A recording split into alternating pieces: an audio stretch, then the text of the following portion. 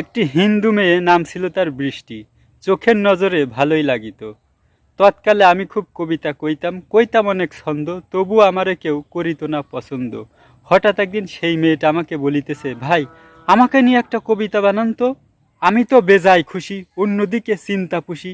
এই মুহূর্তে তারে নিয়ে যদি না কই ছন্দ, তাইলে তো সেও আমারে করিবে না পছন্দ। আমার তো কপালটা হবে আরো মন্দ।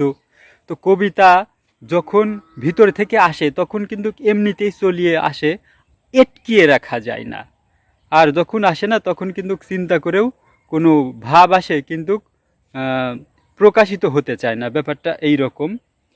তো তৎক্ষণাৎভাবে তারে নিয়ে কি কই আমি তো খুব চিন্তায় টেনশনে পড়ে গেলাম।